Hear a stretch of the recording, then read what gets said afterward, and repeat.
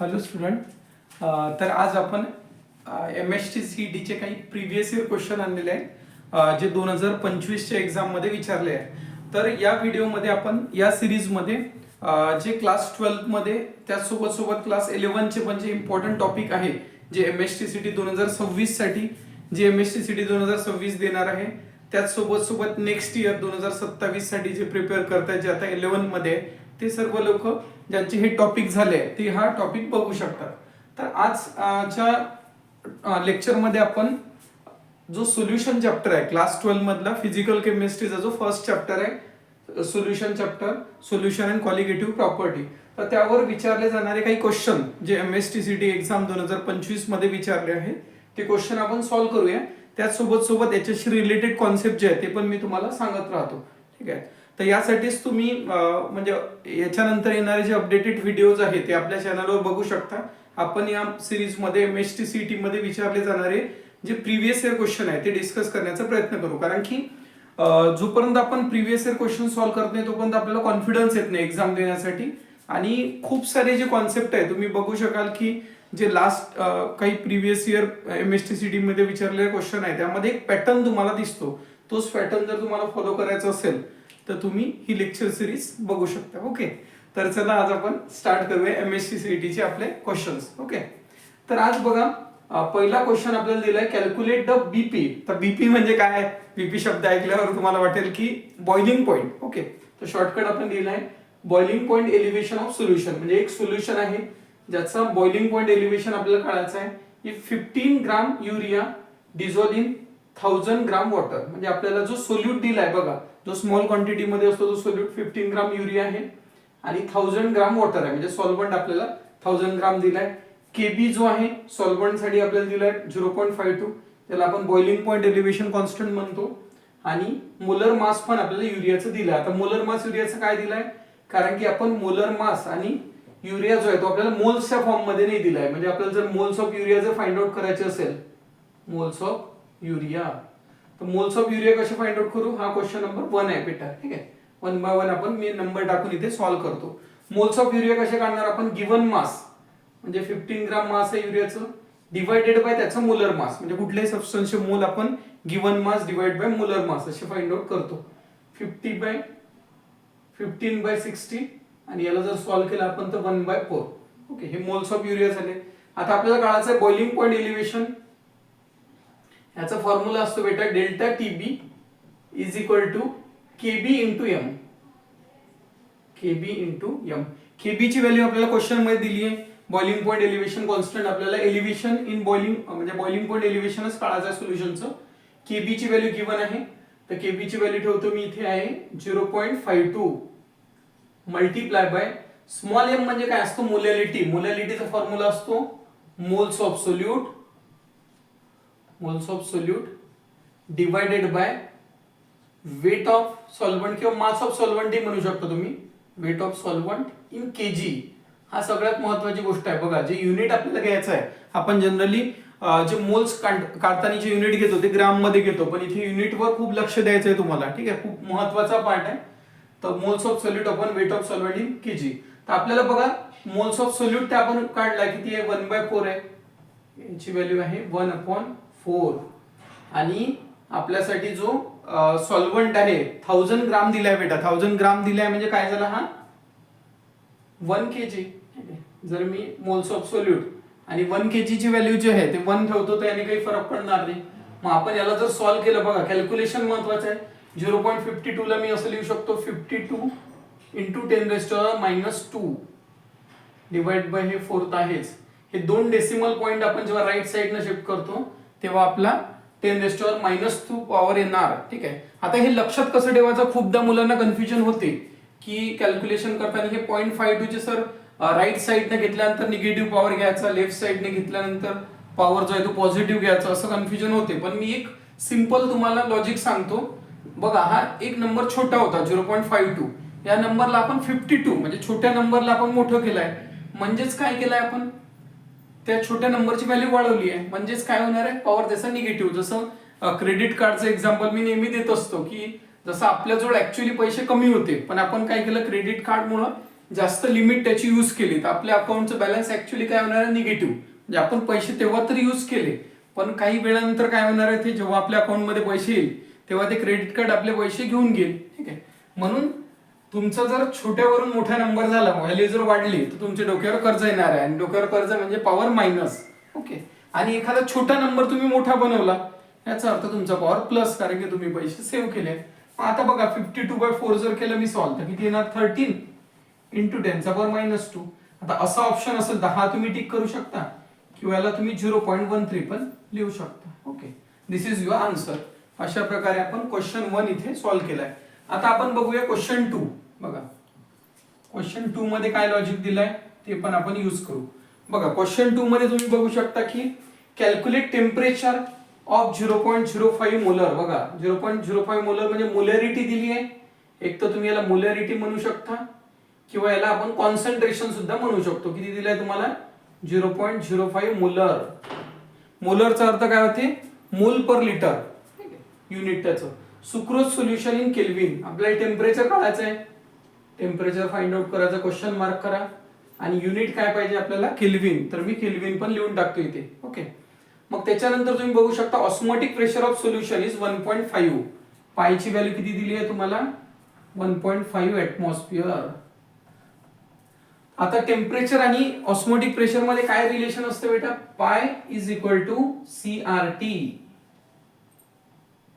पाय is equal to CRT relation आहे. इथे आपल्याला टेम्परेचर फाइंड आउट करायचं आहे, तर C आणि R मी डिवाइड घेऊन जातो, म्हणजे T इज इक्वल टू काय होणार, pi upon C into R. बघा मग तुम्ही बघू शकता पायची व्हॅल्यू किती दिली आहे आपल्याला क्वेश्चन मध्ये, 1.5.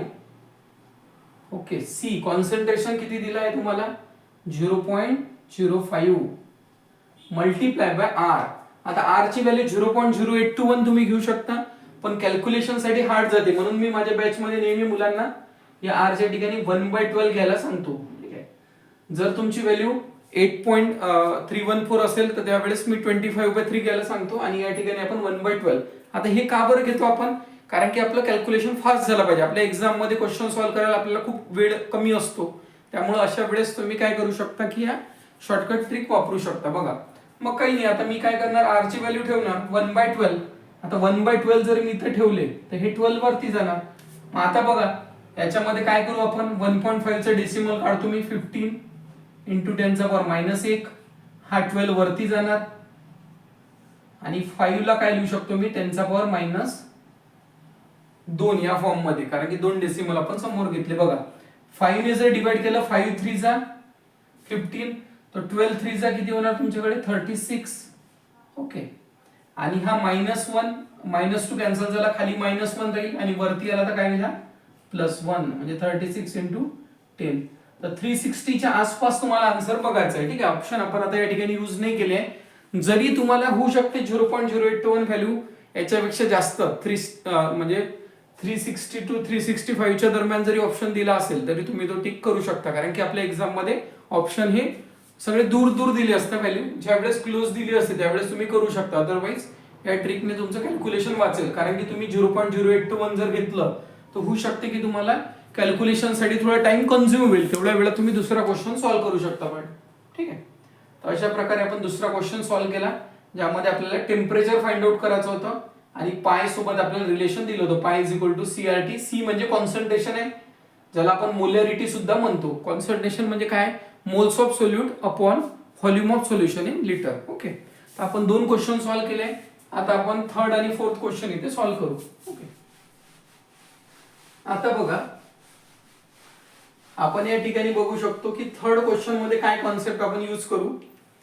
तर बघा इथं काय दिलंय तुम्हाला, calculate the osmotic pressure of 0.5 molar. बघा सेम यासारखाच कॉन्सेप्ट तुम्ही बघू शकता, या ठिकाणी आपल्याला दिलाय, calculate the osmotic pressure of 0.5 molar aqueous solution. म्हणजे इथं आपल्याला जे कॉन्सन्ट्रेशन दिलंय ते किती दिलंय, 0.5. वरच्या क्वेश्चन मध्ये 0.05 होतं. त्यानंतर of non volatile solute at 300 kelvin. काय काय गिवन आहे ते सगळ्यात पहिले लिहून घ्यायचं. 300 केल्विन टेम्परेचर आहे तुमच्याकडे, आणि R ची व्हॅल्यू पण तुम्हाला माहित आहे, 0.0 821. बघा आताच आपण वरती क्वेश्चन सॉल्व्ह केला, त्या सेम क्वेश्चनवर बेस तुम्ही हा कॉन्सेप्ट वापरू शकता. तुम्हाला काय फाइंड आउट करायचं, ऑस्मोटिक प्रेशर म्हणजे पायची व्हॅल्यू, आणि आताच रिलेशन आपण वापरलं. म्हणून मी तुम्हाला सांगितलं की प्रिव्हियस इयर क्वेश्चन करणं आपल्यासाठी का बरं इम्पॉर्टंट आहे, कारण की खूप सारे कॉन्सेप्ट तुम्हाला यामध्ये एकमेकाशी रिलेटेड दिसणार क्वेश्चन मध्ये. बघा आता पायची व्हॅल्यू कॅल्क्युलेट करायचं आहे. सी आहे तुमच्याकडे 0.5, आर दिलाय 0.082, याला मी 1/12 लिहू शकतो आता तुम्हाला सांगितलं, आणि टेम्परेचर आपल्याकडे 300. आता युनिट जनरली तर आपल्याला सगळं सेमच दिले जाते. या ठिकाणी बघा डीएम क्यूब दिलाय म्हणजे लिटरच अर्थ होते याचा. इथे पण आर ची व्हॅल्यू तेच दिली आहे, डेसिमीटर क्यूब किंवा लिटर आपण सेम घेऊ शकतो. काही वेळेसच जर युनिट डिफरंट दिलं तर त्यावेळेस तुम्हाला लक्ष द्यायचं आहे. पण सीईटी मध्ये तुम्ही मोस्ट प्रोबेबली बघाल की अशा प्रकारे काही प्रॉब्लेम येत नाही युनिट कन्व्हर्जन मध्ये. आता बघा या 12 ने मी डिवाइड केलं, 12 दोन्ही 24, 6 आणि 12 म्हणजे 60.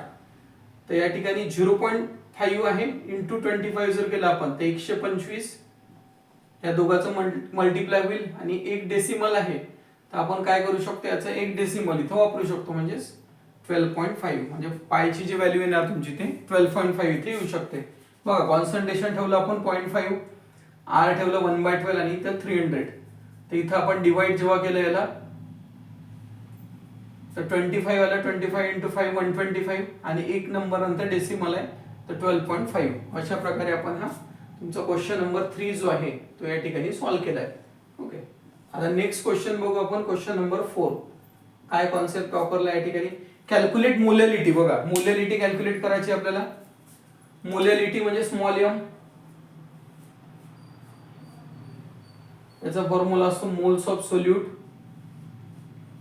Upon weight of solvent in kg, weight in kg. पण कोणाचं वेट, हे सॉल्वंटचं. आता होऊ शकते हे रिलेशन इथे यूज होणार नाही, पण मोलॅलिटी कारण की वर्ड आलाय तर मी तुम्हाला फॉर्म्युला सांगून दिला बेटा.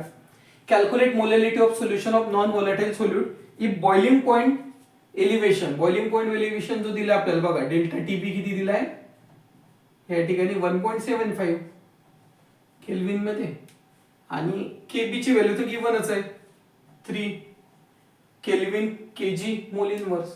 तर आता रिलेशन काय असते आपलं, डेल्टा टीपी हे सिंपल रिलेशन आहे, delta TP is equal to KB into M. Molality काढायची. बघा मोलॅलिटी डायरेक्ट तर विचारली जाते जेव्हा आपण मोल कॉन्सेप्टचे क्वेश्चन सॉल्व्ह करतो, तेव्हा मोल्स ऑफ सोल्यूट दिले जातात आपल्याला. होऊ शकते मोल्स ऑफ सोल्यूट न देता, जसं आपण पहिल्या क्वेश्चन मध्ये सॉल्व्ह केलं की त्याचं वेट दिलं राहील, त्यानंतर त्याचं मोलर मास दिलं जाईल, वेट अपॉन मोलर मास वरून आपण काय करतो, त्याचे मोल्स फाइंड आउट करतो, आणि वेट ऑफ सॉल्वंट जे आहे ते आपल्याला गिव्हन असतं त्याने डिवाइड करतो. कधी कधी तर वेट ऑफ सोल्युशन दिलं असते, त्यातून आपण वेट ऑफ सोल्यूट मायनस करतो. तिथे पण मुलं मिस्टेक करतात कारण की ते वेट ऑफ सोल्युशनने डिवाइड करतात, तर काही वेळेस आन्सर तिथे चूक होऊ शकते. बघा केबी इंटू एम. आता एम मला फाइंड आउट करायचं तर delta TB by KB, delta TB upon KB. बघा आता डेल्टा टीबी ची व्हॅल्यू किती आहे 1.75, आणि केबी ची व्हॅल्यू आहे 3. त्याला आपण असं सॉल्व्ह करू शकतो कारण की युनिट सगळे तुमचे कॅन्सल होणार आहे. बघा आता मोलॅलिटीचं युनिट काय होतं, मोल्स ऑफ सोल्यूटचं युनिट आहे मोल, आणि हे केजी वरती आलं तर काय होईल केजी इनवर्स. आता काही जणांच्या मनात डाऊट येऊ शकते की सर हेच युनिट कसं काय येणार. तर आता बघा या ठिकाणी मी व्हॅल्यू पुट करतो 1.75/3. पहिले त्याला जर सॉल्व्ह करतो मी, हे येणार 175/3 इंटू 10⁻⁻⁴ तुमच्यासाठी -2, कारण की 2 डेसिमल आपण बेटा इथे समोर घेतले.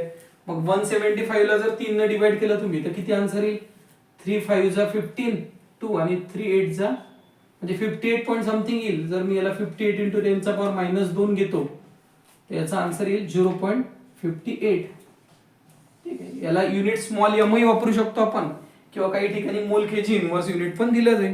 आता मोल केजी इनवर्स युनिट कसं आलं हे आपण बघू. बघा डेल्टा टीपीचं युनिट काय दिलंय क्वेश्चन मध्ये आपल्याला, केल्विन दिलाय. बघा इथं जर मी डेल्टा टीपीच्या ठिकाणी केल्विन ठेवलं, आणि केबीचं युनिट दिलाय केल्विन केजी आणि मोल इनवर्स. तर बघा आता काय होणार इथं, केल्विन केल्विन कॅन्सल. इथे तुम्ही बघू शकता हा मोल इनवर्स वरती गेला तर काय होईल मोल, आणि हा केजी वरती गेला तर होऊन जाईल केजी इनवर्स. अशा प्रकारे तुम्ही मोल केजी इनवर्स नुसार व्हॅल्यू फाइंड आउट करू शकता.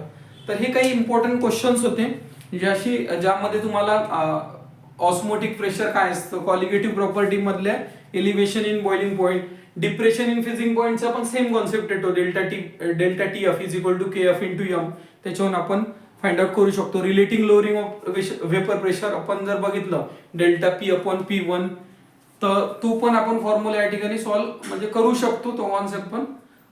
त्याचसोबत सोबत इथे एक महत्वाचा फॅक्टर येतो बेटा van't Hoff factor. Van't Hoff फॅक्टरला आय ने डिनोट करतो आपण.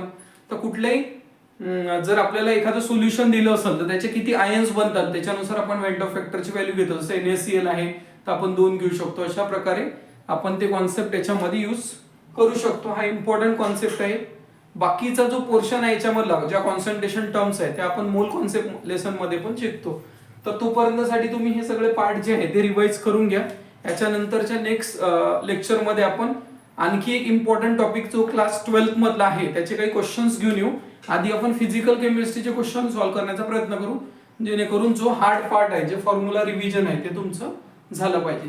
तर आज आपण या लेक्चरला इथेच थांबूया. Okay, thank you.